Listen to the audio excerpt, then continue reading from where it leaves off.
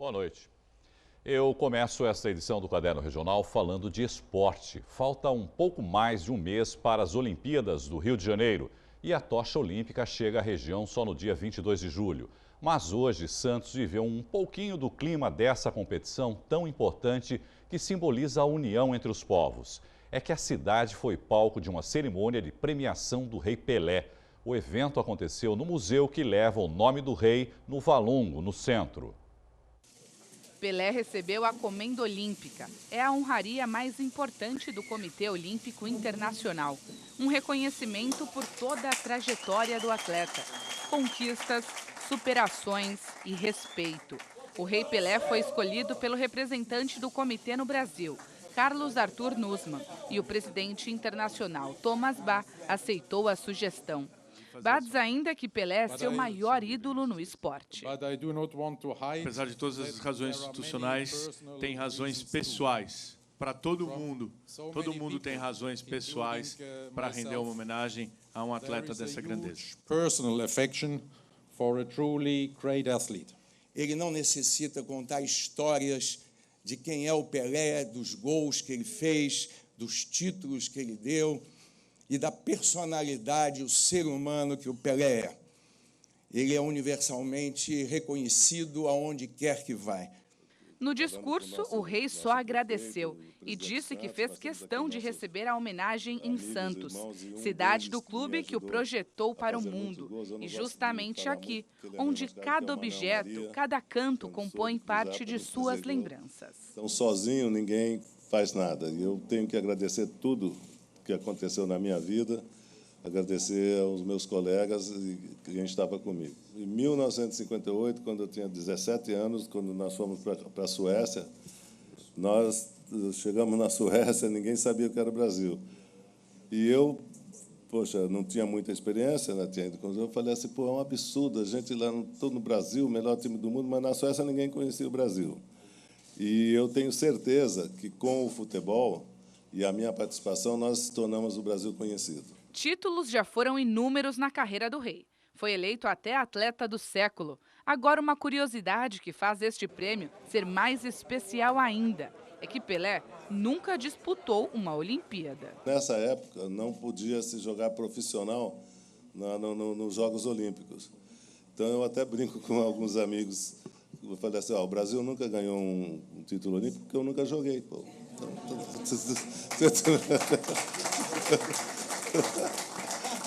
O presidente do Santos Futebol Clube, Modesto Roma, e o ex-presidente Marcelo Teixeira também estiveram presentes e saudaram o rei. É importante o posicionamento do Pelé. Eu quis receber essa comenda aqui, em Santos, no Santos, onde tudo começou. Essa postura é a postura de um rei. E é um rei. Além de Pelé, somente outros 2 atletas brasileiros já foram condecorados. A nadadora Maria Lenk, primeira sul-americana a participar de uma Olimpíada, e Ademar Ferreira da Silva, bicampeão olímpico do salto triplo. O viaduto do Jardim Casqueiro foi liberado para o tráfego de veículos hoje. O elevado passa sobre a rodovia Anchieta. A obra foi iniciada em 2013 e a previsão para o término era de 2 anos. Mas a construção foi paralisada 3 vezes por problemas financeiros. Ao todo, foram gastos quase 49 milhões de reais para a conclusão da estrutura. Hoje foi mais um dia de protesto em Cubatão. Funcionários do hospital da cidade estão em greve há 3 dias.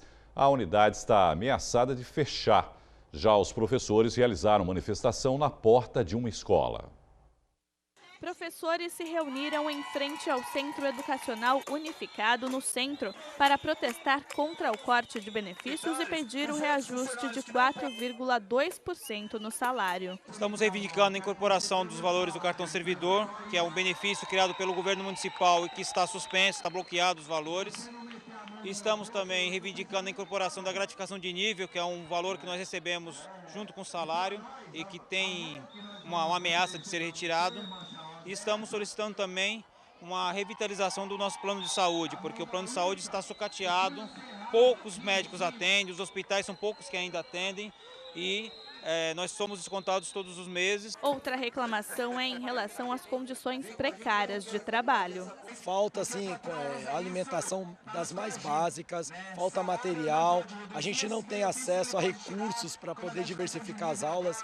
A situação chegou ao ponto de a gente ter que contribuir com o nosso bolso para conseguir oferecer algo mais decente para os nossos alunos. Ana Maria é mãe da Alice, de 3 anos, que estuda no Centro Educacional Unificado. Ela confirma a falta de merenda e reclama também da falta de higiene da unidade. Não tem merenda, quando tem arroz, feijão e beterraba, não tem papel higiênico, não tem nada aqui na escola. Encontraram um monte de aranha nos brinquedos. E é uma vergonha com a gente, é uma vergonha. Driele estava no trabalho quando foi informada de que teria que buscar a filha Sofia, de 6 anos, na escola. Ela saiu de casa às 7h30 da manhã para vir para a escola, o ônibus deixou ela na escola e eles vêm me ligar para pedir para vir buscar. Então, eu acho que tinha que ter um pouco de mais respeito com a população, né, com as crianças, com os pais e com os professores, que muitos não têm quem fique com suas crianças. De acordo com o sindicato da categoria, pelo menos 50% das 70 escolas da cidade estão totalmente ou parcialmente paralisadas desde terça-feira. Manifestação também aqui no Hospital Municipal de Cubatão. Os mais de 400 funcionários da unidade já estão no 3º dia de greve. Só são atendidos casos de urgência e emergência e os funcionários se revezam, fazem uma escala para cumprir os 30% obrigatórios por lei de trabalhadores dentro da unidade. Hoje de manhã, alguns funcionários se reuniram na porta do hospital. Bruna acaba de voltar de férias e ainda não recebeu. Assinei as férias e não recebi, pagamento também não. E condições da gente trabalhar é o seguinte, até a roupa a gente não tem para trabalhar. A empresa que administra o Hospital Municipal também não pagou os últimos 2 salários, nem o dissídio. Neide trabalha no pronto-socorro central e conta que a paralisação já afeta outros setores da saúde de Cubatão. Nós temos 11 leitos no pronto-socorro central de Cubatão. Esses 11 leitos estão sempre lotados. O problema da greve afeta também todo o município. São 120 mil habitantes que dependem de internação e essa internação ela se dá através do pronto-socorro central de Cubatão, que é a porta de entrada para esses munícipes. Os problemas no Hospital Municipal começaram em outubro do ano passado, quando a Prefeitura de Cubatão cancelou o contrato com a antiga administradora e firmou um contrato de emergência com uma nova organização social. São repassados por mês 4,4 milhões de reais para a nova gestora. Só a Prefeitura é responsável por mais de 80% deste valor. Mas a crise econômica fez com que empresas do polo industrial demitissem milhares de trabalhadores e a arrecadação de impostos no município caiu 20 milhões de reais por mês. O secretário de Saúde alegou ser esse o motivo da falta de repasse para o Hospital Municipal. Se a gente não receber um aporte imediato de recursos, esse hospital tem um sério risco. Cirurgias e partos deixaram de ser feitos no Hospital Municipal. Indignados com a situação precária na saúde da cidade, moradores pediram ajuda da Assembleia Legislativa do Estado. E ontem, a presidente do Núcleo de Avaliação Estratégica da Assembleia esteve na unidade de saúde para uma vistoria. Ela pediu uma reunião de urgência com o secretário de Saúde do Estado. A situação do hospital é gravíssima, mas muito grave mesmo. E nós queríamos pedir do senhor somente uma intervenção, que o senhor entrasse em contato com o secretário da Saúde e verificar, por favor, a possibilidade deles atendê-los o mais rápido possível. Eles não têm material e medicamento nem para mais 12 horas. O hospital não está colocando nenhum paciente em risco, mas se acontecer uma urgência, uma emergência, o hospital não tem como atender. A paralisação atinge também trabalhadores responsáveis pela limpeza das escolas e funcionários que fazem segurança do patrimônio público. Os 1.250 funcionários da Codesave permanecem em greve em São Vicente. A categoria afirma que nem todos os trabalhadores receberam os salários atrasados referentes ao mês de maio. Ainda falta o acerto dos 58 encarregados chefes das equipes. A paralisação começou há 8 dias. O grupo é responsável pela remoção de entulho, catatreco e varrição de praias e praças. Com a greve, o lixo se acumula em diversos pontos da cidade.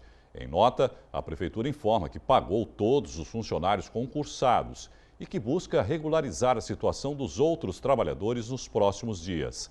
A cesta básica deve ser paga na próxima quarta-feira.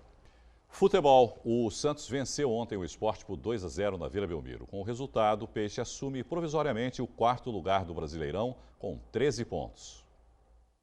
O Santos saiu na frente aos 20 minutos da segunda etapa. Caju faz um bom lançamento para Lucas Lima, que cruza rasteiro para Gabriel marcar. No final da partida, o Peixe define o confronto. Novamente, Gabriel dá um bom passe para Vitor Bueno, que dribla o goleiro e completa para o gol vazio. Final na Vila Belmiro, Santos 2, Sport 0. O alvinegro praiano volta a campo neste sábado contra o Atlético Paranaense em Curitiba às 6 da tarde. E o lateral esquerdo do Jabaquara, Wesley Santos, foi contratado pelo Las Vegas City dos Estados Unidos. O Jabuca liberou o atleta e não vai receber nenhum valor pela negociação. Wesley tem 25 anos e foi revelado nas categorias de base do Santos. O jogador também já defendeu a Portuguesa Santista. O time dos Estados Unidos foi fundado este ano e disputa uma liga equivalente à 4ª divisão do país. A equipe ganhou as manchetes por contratar Ronaldinho Gaúcho para a disputa de um único amistoso no começo desse ano. Nós mostramos esta semana aqui no Caderno Regional que praticar exercícios físicos no frio queima mais calorias. Mas é também nesta época do ano que o risco de lesões aumenta.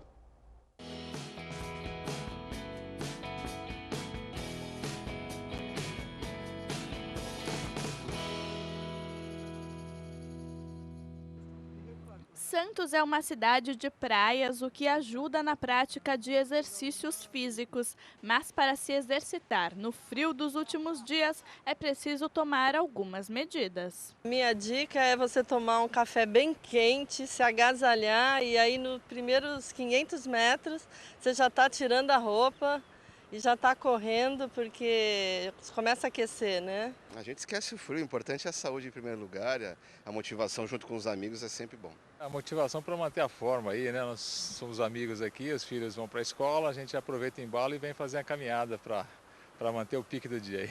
O aquecimento é mesmo fundamental. Este educador físico alerta que é mais comum ocorrer lesões com temperaturas abaixo dos 14 graus. Abaixo dos 14 graus existem muitos riscos à saúde e aumentam, assim, bem favorável para que aconteça alguma coisa com relação à parte dos músculos e do coração. Marcel dá também algumas dicas do que se deve fazer para reduzir o risco de lesões. O ideal é fazer um bom alongamento, né? Um alongamento que você faça com uma quantidade maior de exercícios. Se você está acostumado a se aquecer, que é uma coisa normal, que você aumente em 30%, né, o tempo que você aqueça. Terminou o exercício, não fique com a roupa úmida em casa ou no corpo assim durante muito tempo, já se troque. Procure uma bebida quente. É normal também a gente não ter sede no inverno, então a condição de se desidratar é muito alta, que a gente mantenha essa hidratação e que a gente procure ter uma alimentação saudável e uma orientação mais adequada.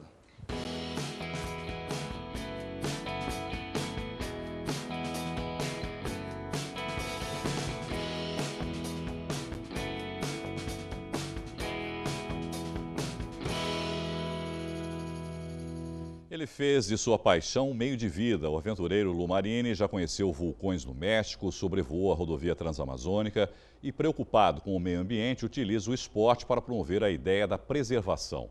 O Caderno Regional recebe hoje o documentarista Lumarini. Lu, boa noite, obrigado pela participação. Eu estava com uma dificuldade aqui para tentar definir qual é a sua profissão, afinal de contas, né? Porque você tem uma mistura, né, de aventura, de esportista, de documentarista, porque você registra suas viagens. É mais ou menos isso, uma mistura de tudo isso? É isso, né? Tudo começou pela paixão pelo voo, né? E pela vontade de sempre enfrentar desafios e explorar o desconhecido, né? Aí eu juntei as duas coisas. O esporte veio primeiro, né? Veio primeiro. Que é o paramotor, né? Que a gente estava conversando aqui, que é aquele paraquedas, que tem um motor. Eu sempre falo que é um paraquedas com motor que parece um ventilador nas costas. É verdade. Né? E com ele eu aí desbravo aí, vou fazer minhas expedições pelo mundo afora. A partir daí que nasceu esse espírito aventureiro, quer dizer, ou despertou esse espírito aventureiro também? Sim, você... acho que já vem, a coisa já vem um pouquinho desde a infância, dessa coisa de enfrentar desafios. Eu sempre fui um cara que gostei de desafios. A né? gente está vendo até algumas imagens ali agora. E essa vontade por enfrentar desafios é que me leva a essas expedições e a enfrentar aí vários desafios nessa jornada. Né? Essa sua última expedição foi no Rio Paranapanema, é isso? Foi no Rio Paranapanema. Conta um pouquinho como foi e por que você resolveu fazer essa expedição específica. Eu tenho um projeto que chama Projeto Rios, que é sobrevoar as principais bacias hidrográficas do Brasil, para fazer um registro documental sobre como andam nossos rios. Então, o primeiro rio que eu sobrevoei foi o Rio Tietê, onde eu vi de perto toda a poluição do Rio Tietê, eu considerado o rio mais poluído do Brasil. Depois eu fui conhecer de perto a seca. Principalmente mais próximo a São Paulo, né, no caso do Tietê. Sim, mas é até um pouquinho mais, né? Tá mais assim, é mais poluído do que eu imaginava. Até porque vai expandindo, né, também as cidades. Exato, e vai, né? Exato. E depois eu fui para o São Francisco, um rio polêmico também, onde tem a transposição do Rio São Francisco. Foram 3.000 quilômetros sobrevoando o rio, passando por 5 estados. Como está a situação lá? Seca, né? Seca, com a falta da vazante do rio, de chuva, o rio não tem peixe, os ribeirinhos estão sofrendo, é uma situação bastante triste. A transposição provavelmente então, vai piorar ainda mais a situação, não é? Vai, na verdade, você não tem água para transpor, né? O rio está seco e não tem água para transpor. Realmente, infelizmente, não é o que a gente gostaria de ver, mas é uma obra que realmente não vai trazer o resultado que a gente espera. E depois de enfrentar, né, todos esses problemas, eu quis ter uma experiência diferente. Por isso que eu escolhi o Paranapanema. É um rio que faz divisa natural do estado de São Paulo e do Paraná. E é considerado o rio mais limpo do estado de São Paulo e não tem problema de seca. Ele está no seu nível.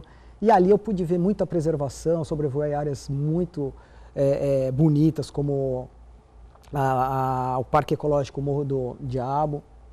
Uma área muito linda. Que ajuda a preservação do rio, provavelmente também, né? Por ser uma área de sem dúvida. Para você ter uma ideia, preservação. Pra você ter uma ideia, no Rio São Francisco, a gente tem basicamente 90% da mata ciliar destruída. Né?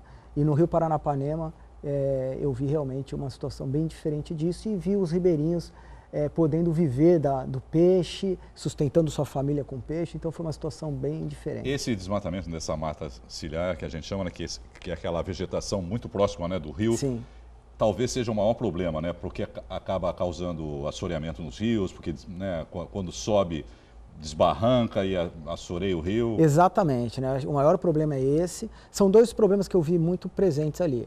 A destruição da mata ciliar, que tem justamente essas consequências, né, porque ela serve como filtro, próprios cílios, né, que a gente sempre associa isso, né, para limpeza do rio, e a destruição das nascentes. Né? Os rios que são os afluentes dos principais rios do Brasil, as nascentes estão sendo destruídas. Né? E sem as nascentes você não consegue encher os rios e começa a ter uma série de problemas. Eu imagino que haja um grande planejamento para você fazer uma expedição dessa. Né? Por exemplo, quanto tempo levou essa última que você fez? Essa última foi 15 dias, do São Francisco foram 30. Geralmente leva em média 30 dias para fazer uma expedição e planejo um ano antes, eu já começo a fazer o planejamento para poder estudar. São 14 pessoas envolvidas em toda a minha... Eu ia perguntar, você deve ter uma equipe de apoio que vai com você, que te acompanha, quer dizer, é uma movimentação grande, né? Sim, porque assim, o que a gente faz é algo muito profissional, né? E muito sério, então a gente... apesar de ser um esporte de risco, a gente faz tudo para minimizar esses riscos e aí tem uma estrutura grande para fazer essas expedições e já me preparando para a próxima agora em setembro. Né? Qual será a próxima? Infelizmente não vou ver cenas bonitas, mas é o Rio Doce.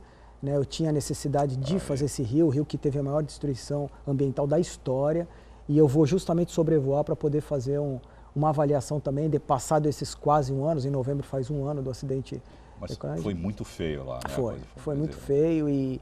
A possibilidade de recuperação acho que é pequena, né? Improvável, né, que ocorra. E assim, o que eu quero encontrar são histórias de pessoas que superaram esse problema e que talvez encontraram outros caminhos para sobreviver e para poder viver do rio de uma outra forma, né? Já que... Esse material que você colhe durante as suas expedições fica disponibilizado de que forma depois? Fica. Isso fora o trabalho que a gente tem dos amigos da imprensa, como vocês, que acabam divulgando o nosso trabalho e acabam indo para os programas de televisão.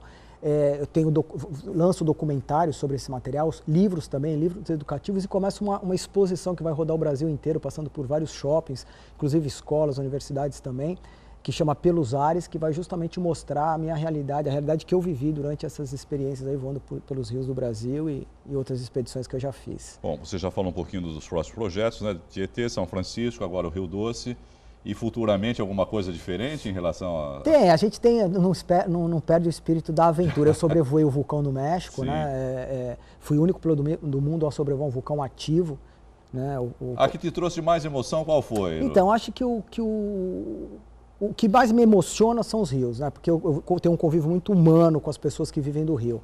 Agora, o de desafio foi realmente o vulcão, uma missão difícil. Eu voei mais de 5 mil metros. É um vulcão ativo? Vulcão ativo. 20 dias depois ele entrou em erupção. Né? Eu brinco que ele ficou nervoso e resolveu explodir, né? E menos 15 graus de temperatura, com oxigênio complementar para poder respirar lá em cima, então é muito técnico. E faço um voo técnico também o ano que vem, que eu vou para o Paquistão, vou às montanhas geladas do Paquistão, quero superar o meu recorde de altitude, vou andar mais de 6 mil metros de altitude. 6 mil? 6 mil, meu recorde é 5, quero chegar no 6. Lu, muito obrigado, viu, pela sua entrevista, boa sorte, parabéns pelo seu trabalho, que realmente é maravilhoso. Obrigada. Uma boa noite para você. Há quase 100 anos, o escritor irlandês James Joyce escreveu sua obra mais famosa. Ulisses é considerado por grande parte dos críticos o grande livro do século passado. Em homenagem ao autor, todos os anos, no dia 16 de junho, é comemorado em várias cidades do mundo o Bloomsday. Bloom é uma referência ao sobrenome do protagonista da obra. E Santos está no roteiro das celebrações. Solene, o roliço Buck Mulligan surgiu no alto da escada portando uma vasilha de espuma em que cruzados repousavam espelho e navalha. Em Ulisses, toda a história começa em uma barbearia em Dublin, na Irlanda. E foi exatamente em uma barbearia de Santos que o organizador do evento decidiu abrir as comemorações de Bloomsday com leituras de obras de James Joyce. O Joyce viveu intensamente o modernismo, a mudança dos tempos que começaram a ocorrer no século passado, né? Já vamos para 100 anos da publicação do Ulisses, que foi em 1922. Em contraste ao mundo contemporâneo que ele vivia, os heróis eram os homens comuns. Não havia nenhum sentido de ir para a guerra. O livro começa com alguns homens na caserna, né, numa torre militar de vigia. Então, o objetivo do Joyce é mostrar como é a epopeia do homem contemporâneo, né, esse homem comum. Então, ele começa justamente mostrando a vida dos soldados, fazendo a barba, convivendo, ironizando uns aos outros, contando piadas. E o livro é todo um modo de olhar para a vida cotidiana das pessoas. Comemorado há mais de 90 anos, o Bloomsday surgiu quando o escritor James Joyce ainda era vivo, 2 anos depois da publicação de Ulisses. A obra é um romance moderno inspirado na Odisseia de Homero. Com um não-herói como protagonista, o autor marcou época e inovou os recursos da ficção. O livro se passa em um dia, apenas em 24 horas, no dia 16 de junho, que é o dia que Joyce escolheu porque foi o dia em que ele conheceu a mulher dele, Nora. E então, por ser esse dia, 16 de junho, um dia que veio se tornando famoso por causa do Joyce, no mundo todo passou-se a realizar homenagens ao escritor e ao Ulisses e à sua ficção e ao que ele representa como arte, né, de representação da modernidade, do modernismo, sobretudo. É um livro de diversas camadas. Nós podemos ler esse livro numa primeira leitura de forma simples, sem complicação. Mas na medida em que nós vamos conhecendo o universo do Ulisses e do Joyce, nós vamos ganhando outros sentidos, outras leituras e entendendo como é viver no mundo contemporâneo, né? Como é a contemporaneidade. Por diversos momentos, né, do Ulisses, de mostrar a vida dos homens, né? Uma vida que começa assim fazendo a barba de forma rude, ríspida, né? e que envereda pelas relações desses homens com as mulheres, dessas relações entre eles,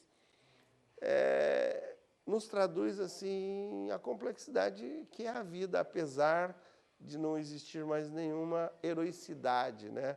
Não temos nenhuma guerra todo dia para ir, porque a guerra é a vida cotidiana nos hábitos que nós temos. E se você se interessou pelo Bloomsday, hoje à noite ainda tem programação. Num ambiente de conversa agradável, convidamos escritores para fazer leituras. E à noite nós vamos manter a atividade que já fazemos há vários anos lá na Realejo. E depois, às 21 horas, nós vamos para um bar no Canal 1 para fazer um sarau. Então já é uma outra variação de leitura.